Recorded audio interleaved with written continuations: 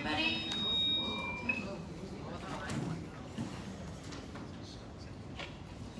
Hello? Okay. If everybody would join me in the pledge, and afterwards, if we could remain standing in a moment of silence for Massapequa student bodies. I pledge allegiance to the flag of the United States of America and to the republic for which it stands, one nation, under God, indivisible, with liberty and justice for all.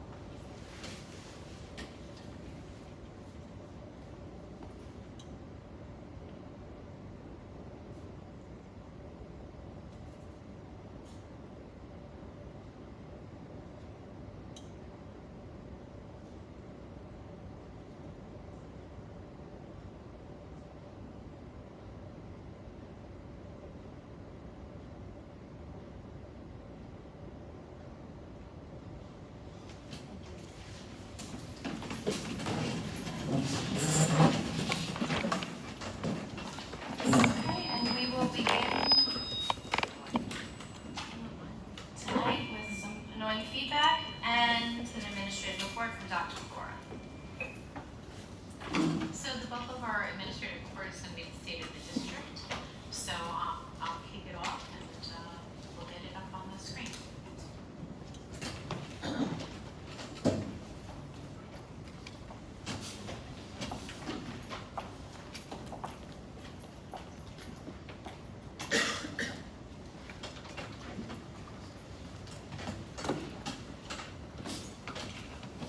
Okay, good evening, everyone.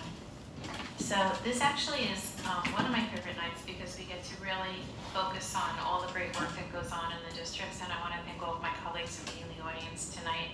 It's the entire team over here that makes everything that you're about to see happen every day for our children. So I'm really excited about this. I'm going to be presenting, and I'm thrilled to present with Dr. Opperman Solentano and then Ms. Kalala-san. And I would be remiss if I didn't thank behind the scenes, helping us with things looking great, is not only Allison, but Dr. Jacob has done a really amazing job in assisting us. And all the financial slides, I rely on Mr. Gazelle to just make sure that I have everything headed in the right direction. So here we go. So as everybody knows, every year what we do is we base the work that we do on the Board of Education goals, and every administrator in the district establishes their goals based upon the Board of Ed goals. So I'm not going to read these because we're going to do them in isolation, but this is the cornerstone for all of the information that we do on a daily basis and the work that guides us throughout the entire school year. So one of the things that I just wanted to mention is that this year, I hope it's obvious, but we've rebranded the district. We have a new logo, and we're focusing on the Seaford Scholar traits, and our mission is to be anchored in excellence. I think that's a really nice tone for the district. The next slides will highlight how we've approached the financial planning to ensure that we develop budgets that maintain and enhance our instructional programs and facilities for our students. And a huge focus is on the prudent spending and saving that we have in place when we're taking a look at strategizing and forecasting for the district. So our theme for this section is Anchored in Excellence, making our money work for us. And I'll explain what that means. So this is also in keeping with our Board of Education goal, which is to create a fiscally responsible and operationally efficient budget that maintains and enhances the integrity of all of our programs for our students. So with that, there are a couple of building blocks to this. So we have a strong financial foundation as our district, and we know that by internal and external factors. So some of the things that we look at are managing our fiscal stress, keeping budgets within the tax cap, and then the two cornerstones of prudent savings and spending and growing our reserves. Those two pieces are huge for how we've been able to build our district, and we have our cute little owl over there. That's our compensation's built, so he's done a good job. Being able to do all that leads to be able to create a district where we're inspiring greatness in our students, and we're able to do all those things. We're able to build great academic programs, athletic facilities, athletic programs, and activities, and of course, so huge in the work that we do is the staffing piece. So I want to talk a little bit of each one of those building blocks now. So fiscal stress scores are generated by the New York State Comptroller's Office, and they're an indication of financial stability. So receiving a no designation rating for the last 8 years means that there is not fiscal stress in our district. Another external indicator is a Moody's rating, which we have a AA2, and that literally means that we are a district that is financially of high quality and low risk. That's what it literally means.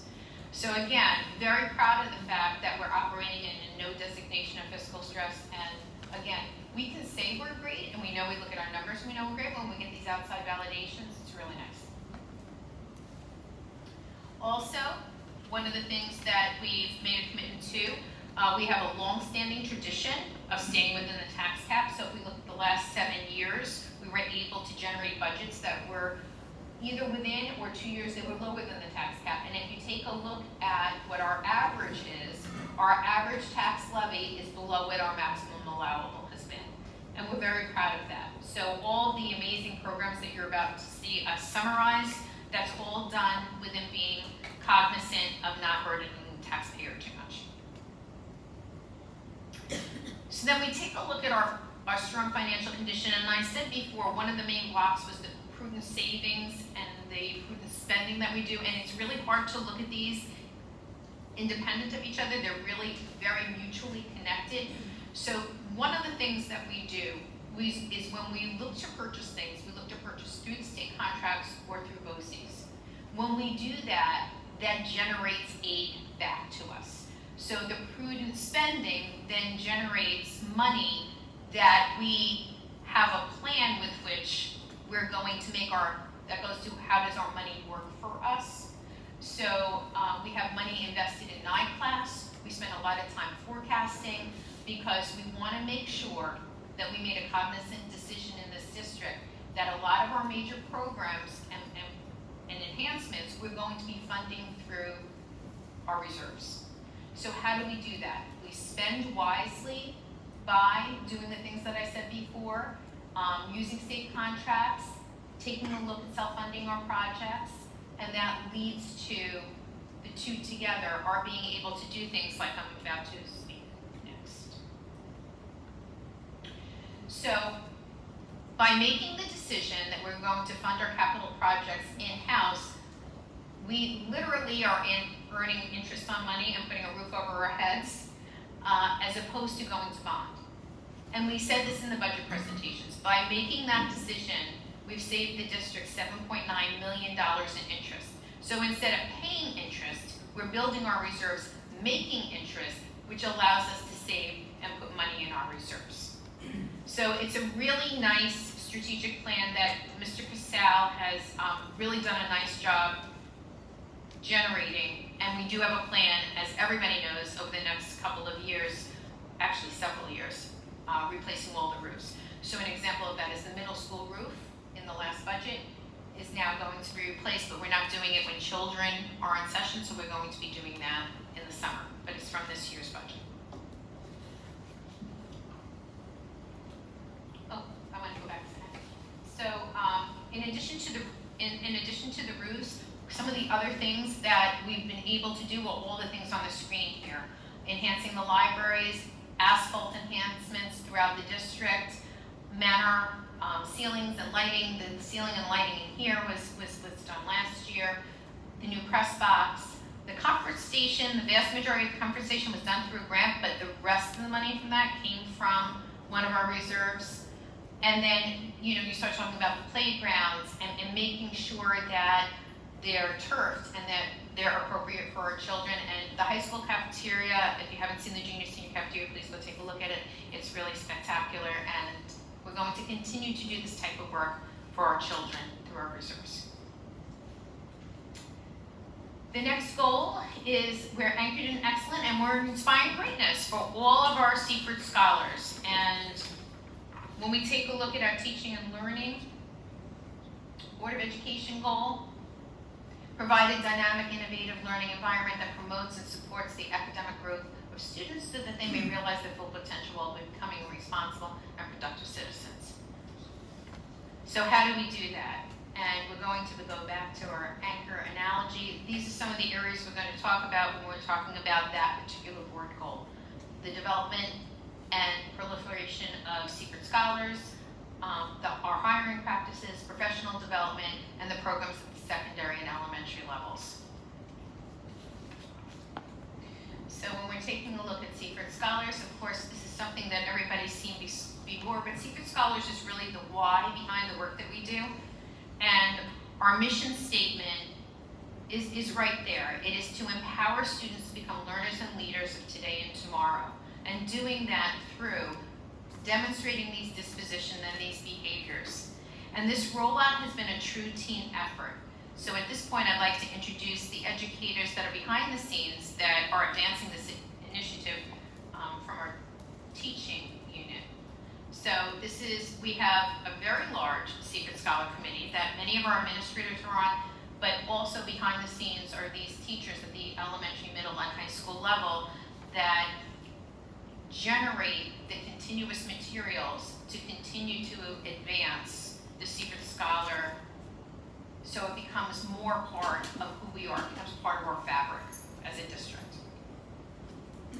So at the elementary level, some of the things that we've done this year is students can earn Seaford Scholar bracelets when they're demonstrating a certain trait, and there's some really nice pictures of students showing off their bracelets there.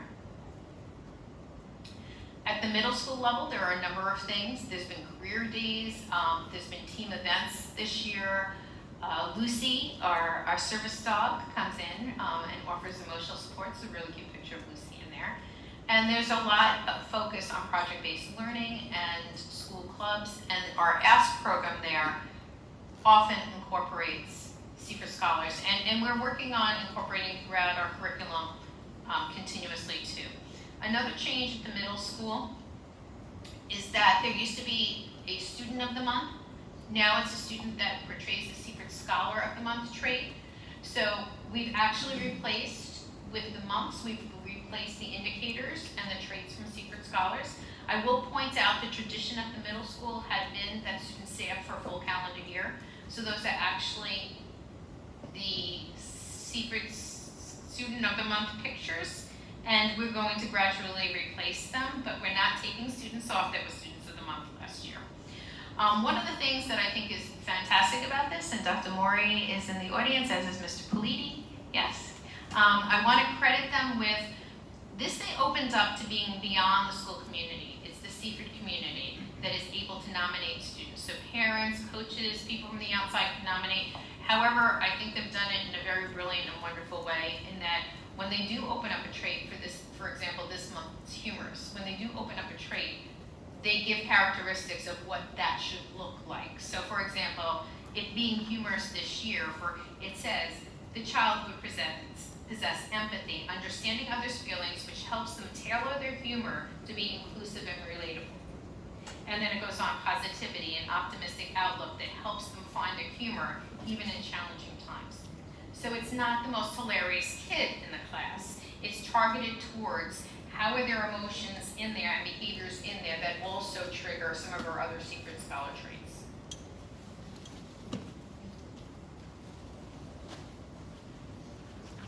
And the high school team, again, shout out to the high school team that did a great job. First, I actually participated in this, and as did all the board members, because you did these same activities on your retreat. So, again, everybody coming together and saying, we're starting the year focusing on this. This is part of who we are. And these are photos from the Seaford High School Assembly Program where students were working on identifying Seaford Scholar traits, and there were some challenge activities there. There's a picture that's not in here, Mr. Cezone, who's also on there was a picture of him at the market with all the Jenga pieces. So it was a team effort. And again, our branding. These pictures happen to be at the high school.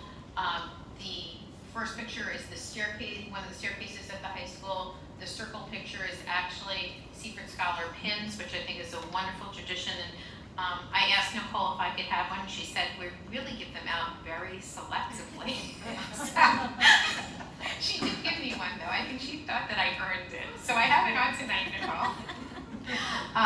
But she is like the keeper of the pins. Students really have to possess the traits and be caught doing them actively for them to earn a pin over at the high school. And again, it's just more images of how we're branding it, because I think it's important that we communicate that this is who we are, this is what we believe our students should be. Okay, so shifting gears a little bit, one of our other anchors was staffing. One of the things I think we do incredibly well is the selection of staff. This year was a very busy year. We had 17 new probationary and professional staff, and right now we have about 21% of our faculty that are untenured teachers. And focusing so much on professional development is, again, I'm using the word cornerstone of who we are and what we do. And I do have to credit Dr. Jacob with doing a phenomenal job, not only initiating and taking us through the hiring process, but making sure that professional development, together with the entire administrative team, because everybody participates in professional development, is on par with the excellence that we expect in the district. And then I do want to talk a little bit more specifically about that. So I'm not going to read it to everybody, but these are some of the professional development opportunities that we have. And one of the nice traditions that we've started here is with the 8 hours of professional development that are required, we have the concept of micro courses. The span of micro courses is very expansive and dynamic and reflects teacher interest. And our teachers teach the courses, some of the administrators teach the courses, and it's just been an incredible opportunity for us to grow as a district through that initiative.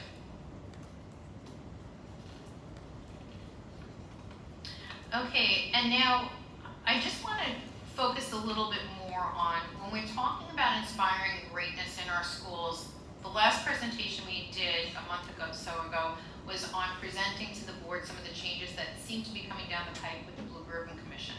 And we spoke about the 4 transformations of adopting a portrait of a graduate, redefining credits and learning experiences and making that more expansive for children, uncoupling the requirements of people passing certain regents exams for graduation, then having one graduation diploma.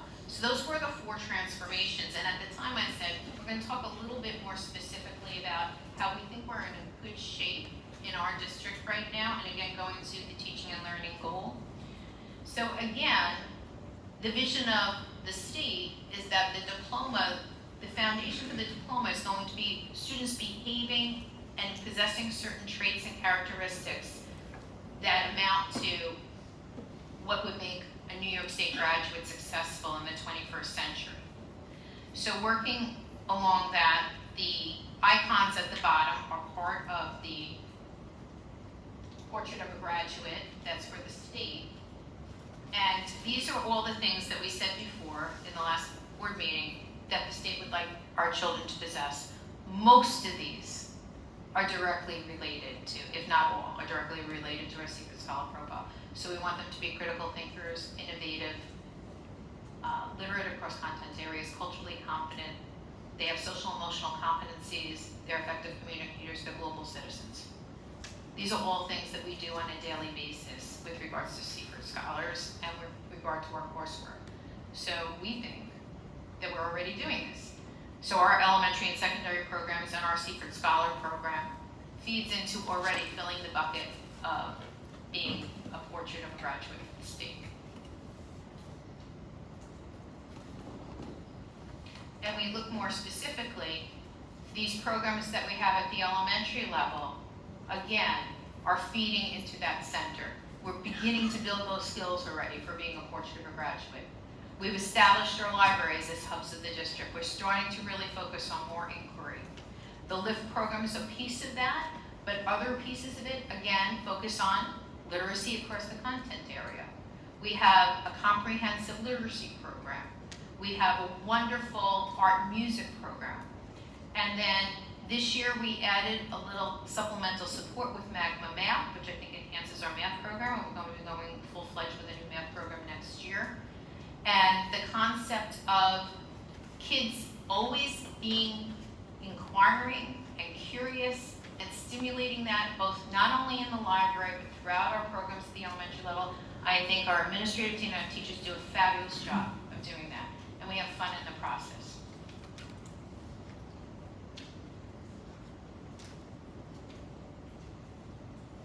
At the high school level and the middle school level, we do a lot.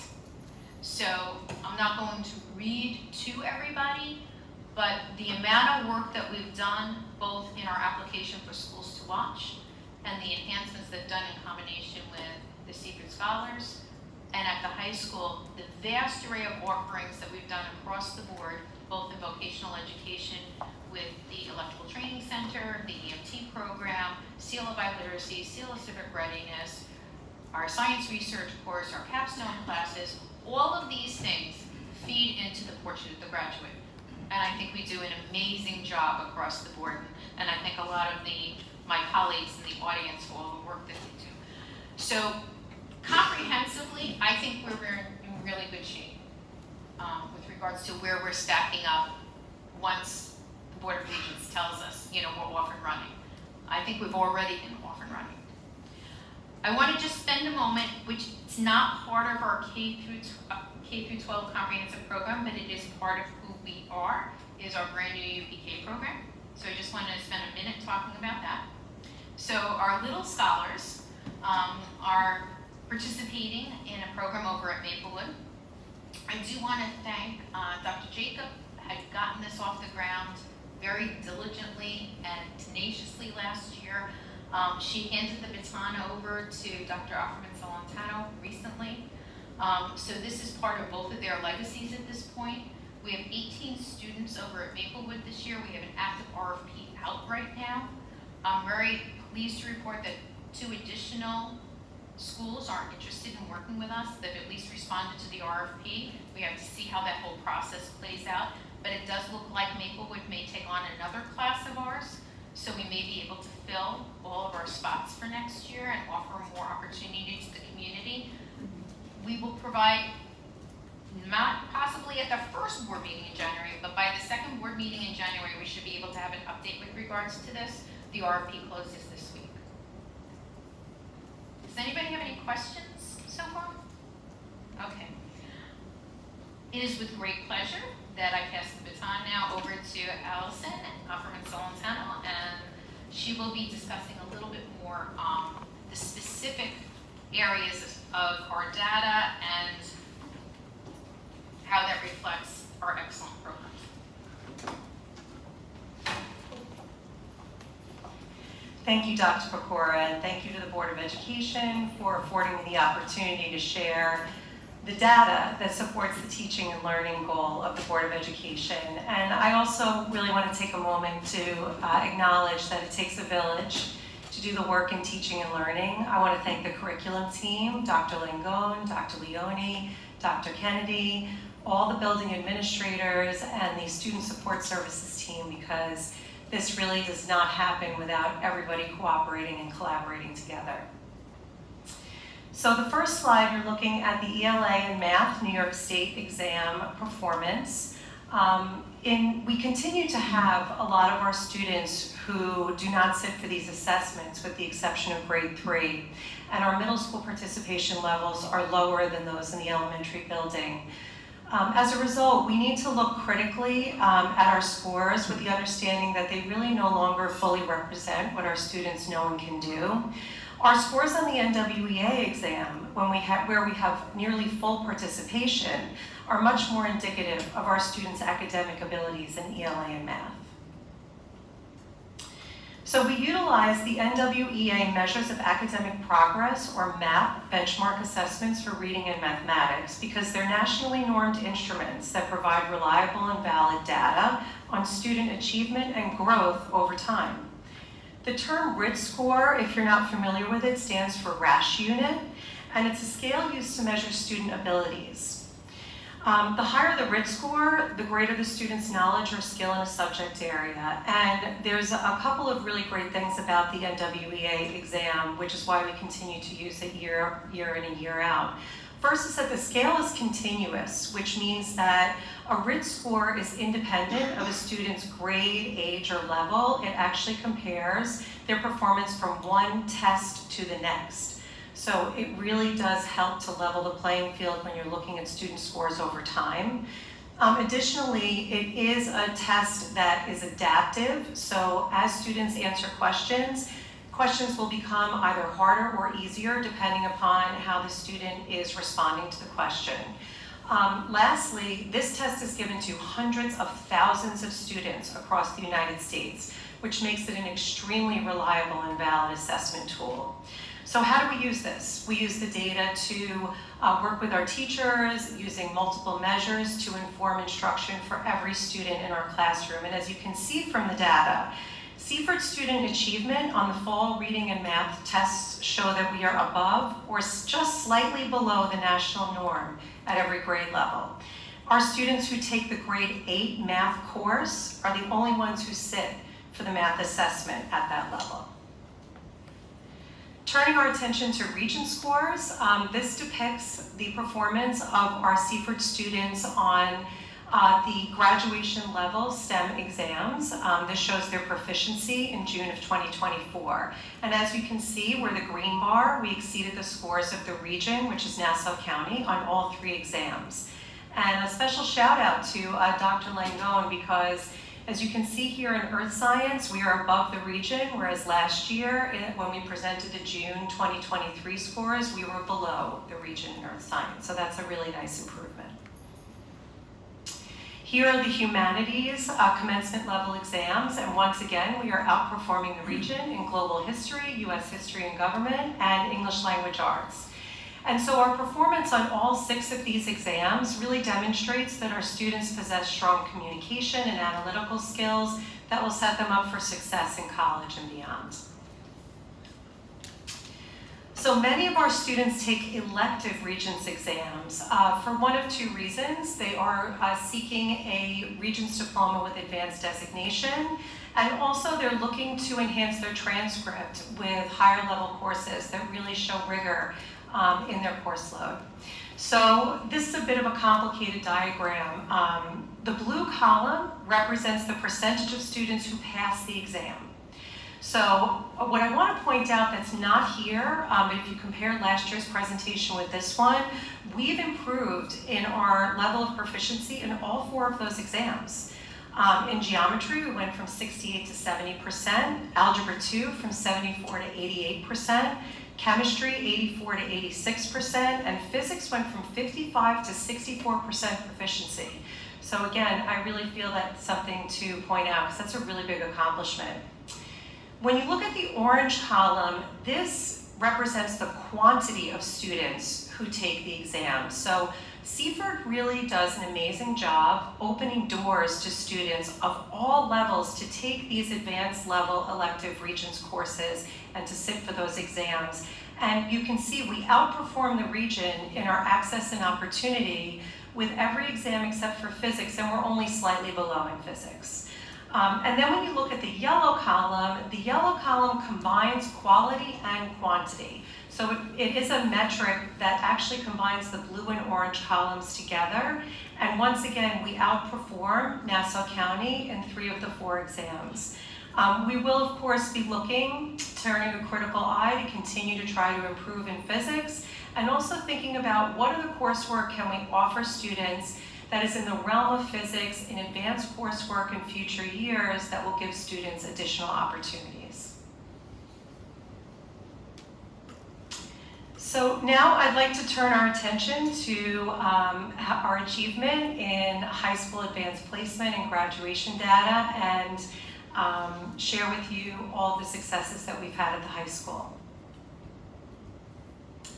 So we have an impressive number of students due to our access to and support for them to take higher level coursework in elective math and science classes who have achieved the Regents Diploma with Advanced Designation. This number will fluctuate from year to year, but it does remain a point of pride for Seaford. We are incredibly proud of the 2 newest programs at Seaford High School, which provide students with hands-on practical experiences that can lead to job opportunities and certification. I attended an impressive event by the high school team where Ms. Schnabel and Mr. Mante really spoke eloquently about these two programs at our sophomore, junior college and career planning night. And I know they're going to talk a lot more about it when they present to the Board of Education next month. But I do want to highlight that through their hard work, and Dr. Morey needs some credit here as well, since he was here at the inception of those programs at the high school. But thanks to their commitment, the work of the counselors and the teachers, we continue to have tremendous interest in the emergency medical training program, and we've nearly doubled the number of students in the electrical training center program. So the next few slides talk about our successes with AP. If you take a look at the graph on the left, that depicts the number of tests that students took, and it compares our numbers with the region, with Nassau County. We're the light blue bar, if you can't see that from the back of the room. And so what that shows is that we are outperforming the region in the number of tests taken for AP. When you look on the right, we are also really increasing access to AP scores. So from last year to this year, we have really increased the number of students who are participating in AP classes, and some of them are taking multiple courses in 1 year. This slide shows the number of tests taken by grade level and per student. So when we added the co-seated AP Environmental Science, Earth Science class to the 9th grade, it really opened doors to our students to begin their journey taking college courses in their first year of high school.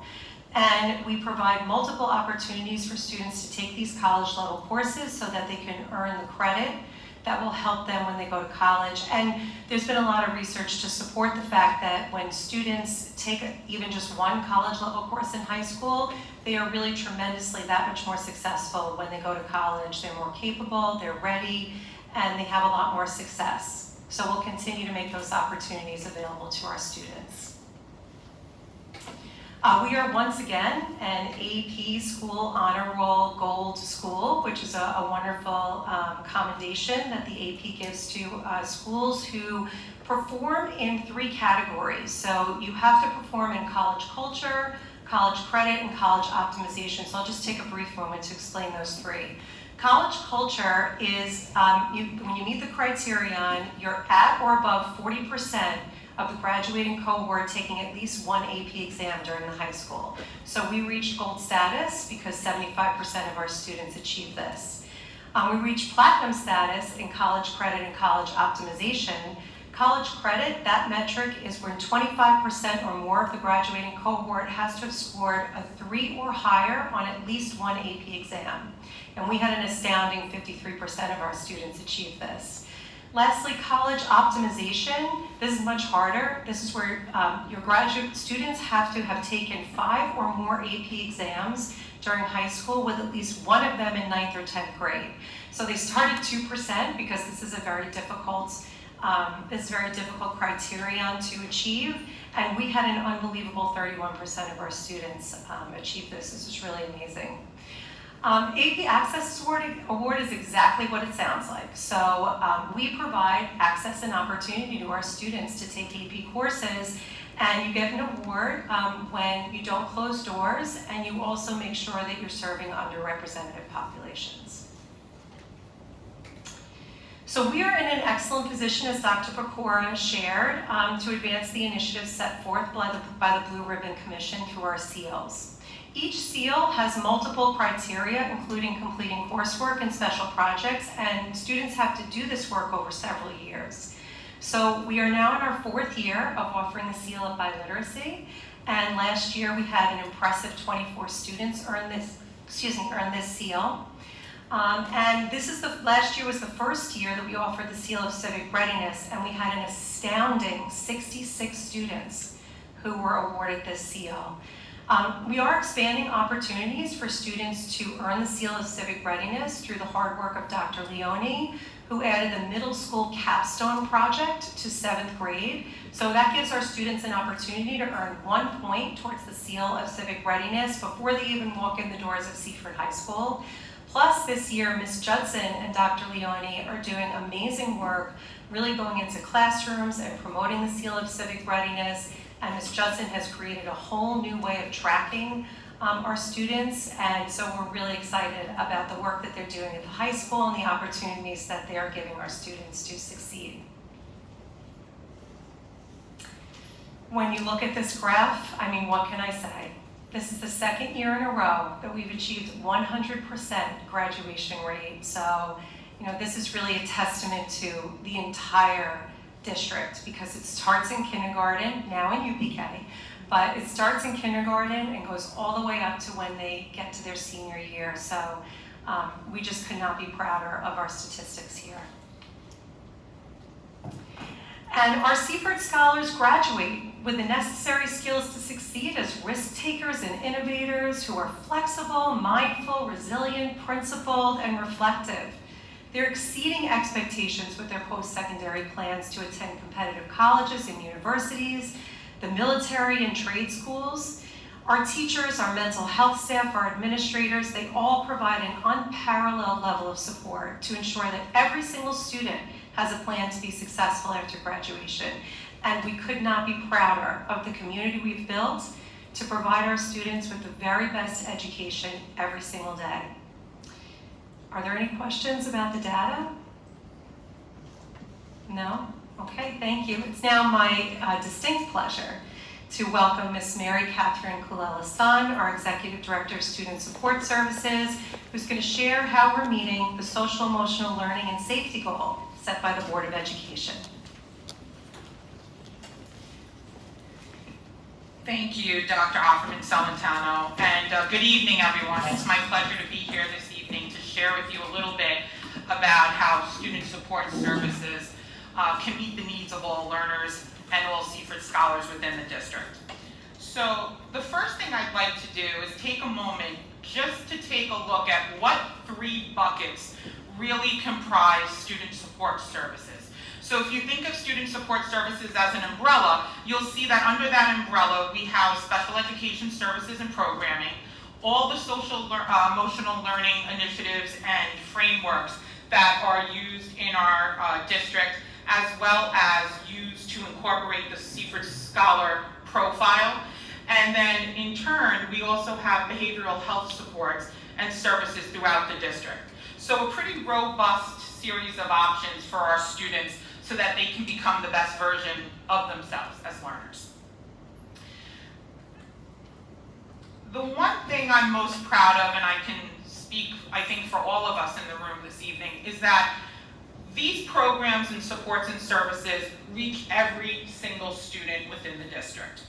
And as we drill down a little deeper into the social emotional learning and safety goal of the Board of Education, you'll see there's great emphasis on creating a safe and secure, while nurturing environment that supports not only the physical, but social emotional needs of our students as well. But this work is anchored in really four main tenets across the district. And the first one I'd like to speak to you about this evening is access to a full continuum of services. With the support of the Board of Education, with the support of the Seaford community as a whole, we are very, very well able to meet the needs of our learners in district programs. And that's important because what that does then is trickle down into a system of full inclusiveness where our students are able to have their needs met within their community-based schools. In addition to that, our buildings take great pride in making sure that every student in every building, in every program, feels a strong sense of belonging and connectedness. What you'll see then is, again, across the district, we are committed to developing our Seaford scholars. And our Seaford scholars don't just stop at our students. That's each and every one of us. Because as we continue to be lifelong learners, as we continue to exhibit the traits of a Seaford scholar, we too are developed. But then how does that happen? That happens by celebrating student successes. Those are not just major leaps and bounds. Those are small baby steps as well. So every child, we have an obligation to celebrate and value what it is that they do as learners. We talked a little bit already about the strong foundation that we have here in Seaford for the social emotional wellness programming. And really, this is just a visual that highlights those main frameworks that tended to build the Seaford Scholar Profile. So those 10 traits are a compilation of the work of each of these frameworks, and in addition, the partnerships of our Mental Health Consortium and our Northwell Partnership. And then as we take a deeper dive into what the Northwell Partnership is, this is where some of the behavioral health services really do meet the learning and social emotional development in the middle. So our Northwell Partnership, just briefly for our folks in the room and also at home, there are a number of resources that are included in that partnership. We have an adolescent district psychiatrist that comes into the district at least twice a month to conduct evaluations, conduct consultation. We also have an expedited connection to care. So any family that goes through our Northwell Partnership is connected to resources at an expedited pace.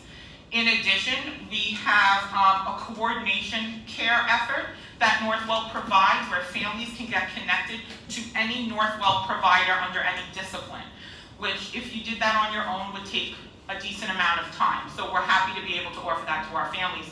And in the times where there may be crisis, we're also afforded with crisis supports as well.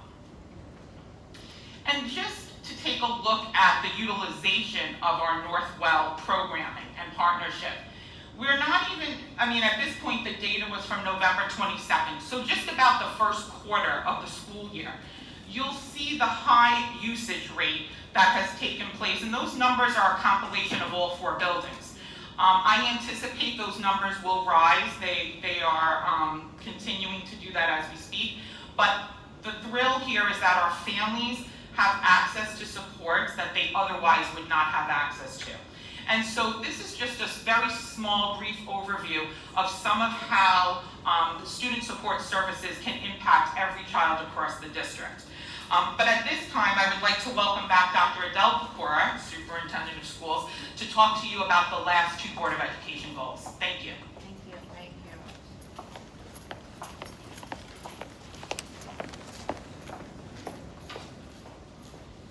Okay, so really excited to talk about how we keep modernizing and beautifying our campuses. So this was a goal that we added a couple of years ago that I think is really super important because we're cognizant of what we do inside the buildings and making sure that we're creating a modern and competitive campus that enhances opportunities for our students so that they can continue to grow. And I think that this is something that we've done a really nice job on. And I would like to, again, give a shout out to Mr. Gusell for the work that he's done here, but also Mr. Costa, in the audience. Amazing job leading the crew, and I would be neglectful if I didn't mention our entire custodial department, which of course incorporates our maintainers, our custodians, our cleaners, and our groundskeepers, because this has been a real team effort. So we talk about this, everything's starting to look really fantastic. So again, with I wouldn't call it a major overhaul. We've done very, very targeted enhancements to our auditorium, and I think it looks fantastic. Again, there's the junior senior cafeteria that I was speaking about before, that's on your right. And then soon, hopefully within the next month or 2, we're going to be opening our cafe there. Beautiful, beautiful job by our team. Taking a look at our elementary schools, again, the enhancements to our blacktop, enhancements to our pavement work, and again, turfing some of our playground areas, and the libraries look fantastic, and it's really, it's a hub right now, and we're really excited. The kids like to be there, they're having a great time, been there multiple times at the Manor. I just want to give a shout out a little bit to the Manor and Mr. Schwartz and Ms. Krutis with regards to the Manor News. We have green screens going there, we have everybody getting interviewed, it's a lot of fun. And then we start talking about some of our heavy hitting items. It's been a wonderful experience starting the sports season with the concession stand in there. The outdoor bathrooms, comfort station was a real work of love. We have the press box where, again, in-house people, some of our maintainers have done the work themselves, and it looks absolutely fabulous. And then, of course, we were able to refurbish the middle school floor. It would happen to be damaged, but it came out looking fantastic, as well as the wrestling mats at the high school. Those happen to be pieces that we've done through some of our insurance claims. And then we take a look at, we always have an eye toward safety and security. And some of this is, it's a real district initiative to make sure that we continue to do these things. I am not going to read everything to people, but I do want to point out that we continue to augment and enhance our security team. And all of our members of that team are retired law enforcement. One of our newest additions this year in the middle is the first item, where we're going to start to put door jar systems in. I almost tripped over the wiring yesterday when I was in New York because it is underway this year. We're going to be putting in door jar systems. So if a door opens, right now we have very rudimentary alarm systems that we manually put on and manually put off. It's not going to be that. If a door is opened, not only does it sound an alarm, but also it takes a picture of who's there and it sends it to, in this particular situation, be the principal, assistant principal, and central office employees will get a picture of that. So we will know more acutely who is using the doors when they shouldn't be using the doors. Because as we know, the most important thing is to have a single point of access during the day and to keep doors locked inside. And again, that's another feature that we added several years ago, where there's a push system, the door automatically locks. There are a lot of enhancements that we do that don't seem to be incredibly elaborate, but it's the small things that make a difference. Locking doors and making sure that we have limited access to our buildings are two of the most important things that we can do to keep our children safe. And of course, we have the revamp and we have cybersecurity programs that continue to focus on making sure that our children are safe when they're in our buildings. And we do a really nice job of working with our entire community, especially our parents and our PTAs, and bringing everybody in and making sure that we're all working to make our schools as warm, comfortable, and successful as they can be. So talking a little bit about communication, it has always been a board goal that we maintain and enhance an open flow of communication and accessibility to information. I think this year we've done a really, really nice job doing so. We've had some enhancements. So when we take a look at this, and I do want to say, this is geared so that if you don't have the ParentsWare app, one of the QR codes is for an iPhone, the other QR code is for an Android system. You can go on and sign up for the app.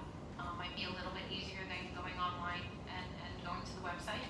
Also, our brand new website is up there with the QR code.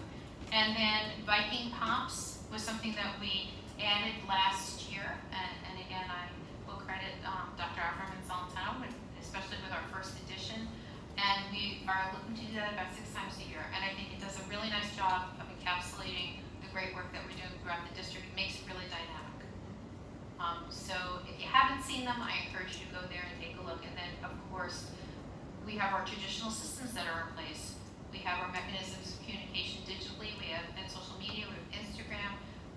We work very well with most of our booster clubs and our PTA organizations. And then we have our regular department newsletters, school newsletters. I do want to give a shout out to all of our principals. I think the elementary principals and assistant principals do a wonderful job with your newsletters, as do the departments.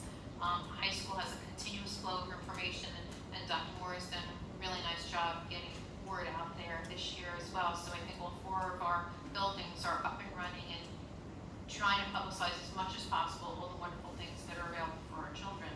I do want to also give a shout out to Debbie Langone and Dan Saba for getting ParentsWare update up there and the new website, because these initiatives, they seem simple, but they're very, very complicated and comprehensive. And with that, I'd like to thank the Board of Education for their continuous support. And if there are any questions that you have for any 3 of us, we're glad to answer any of the questions.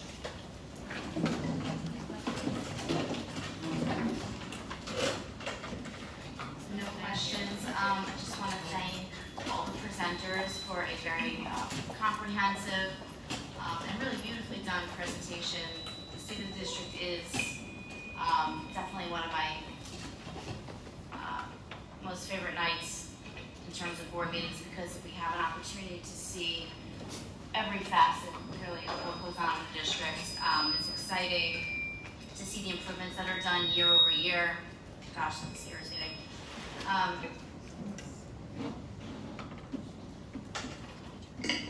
Okay, that's good.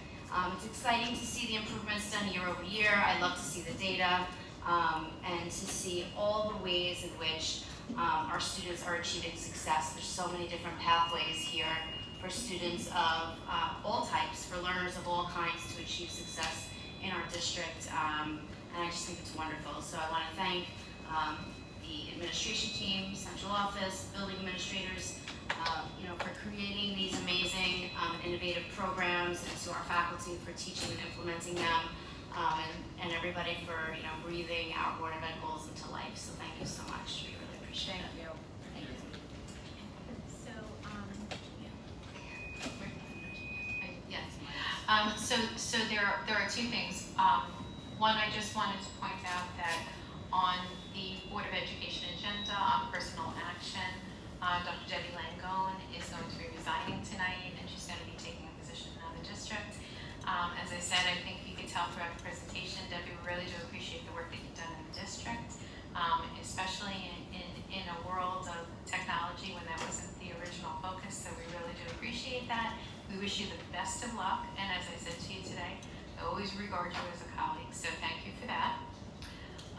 And then I just also wanted to say we're going to make the comments about regionalization as well. Yes. Yes. Okay. Sure, we can do that now. Okay. So,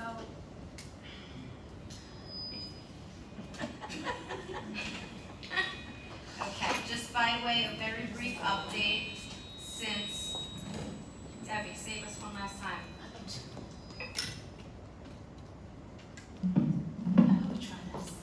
an old school mic sounds good.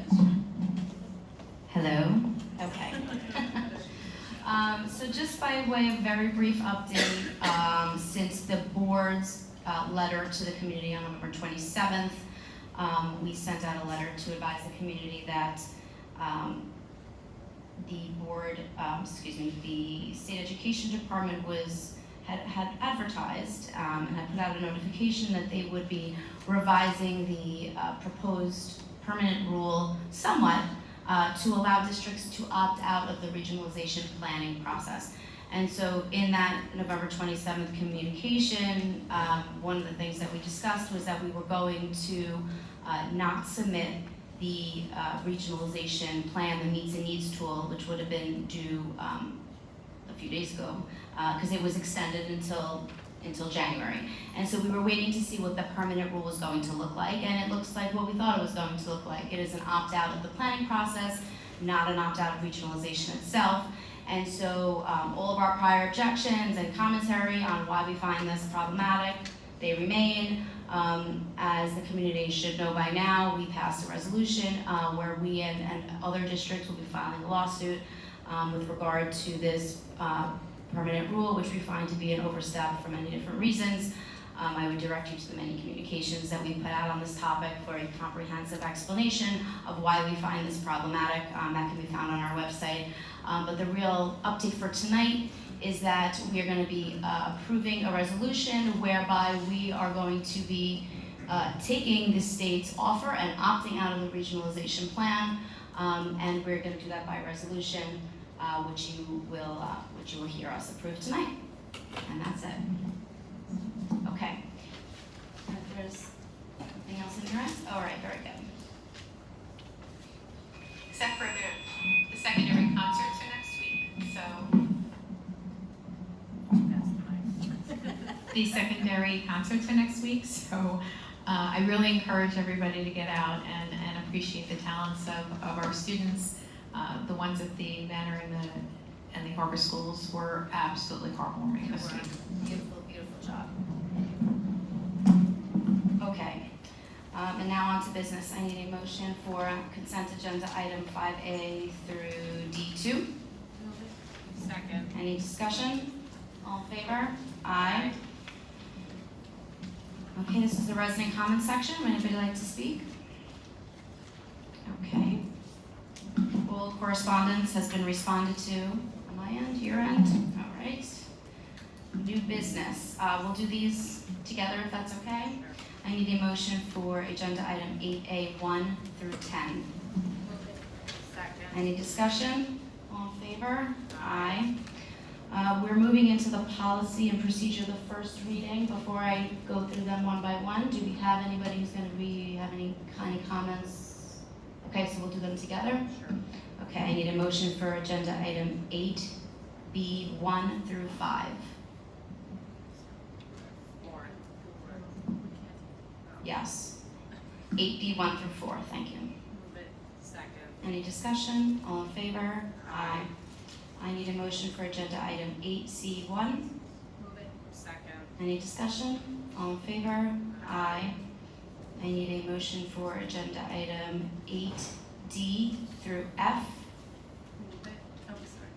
Yes. Let's start that over. I need a motion for agenda item 8DF. Move it. Second. Any discussion? All in favor? Aye, we're short circuiting. I need a motion for the resolution that I just discussed regarding the opt-out of regionalization, which is 8G1. Move it. Second. Any discussion? All in favor? Aye. Okay, any miscellaneous discussion items from the board? Okay. Closing comments, just thank you again for great presentations. Looking forward to continuing in the concert circuit of the holiday season. As Dr. Pecora said, the elementary schools were beautiful presentations and beautiful concerts, and I look forward to middle school and high school. And I want to wish everybody a very happy holiday. This is our last board meeting of the month, so I wish you and your families a wonderful holiday. And I would like to also thank you, Patricia. I want to extend our thanks to the 9/11 Memorial for their donation, a monetary donation towards the Chris Carini Memorial, which was a couple of weeks ago. It was a beautiful ceremony, and I want to thank the Seaford Chamber of Commerce for spearheading that, along with our thanks to our school organizations for their co-sponsorship. So thank you to everybody who attended. We appreciated the attendance, and I think the family appreciated the memorial as well. And with that, I need a motion to adjourn. Second. Any discussion? All in favor? Aye. Thank you. Thank Joining you. us.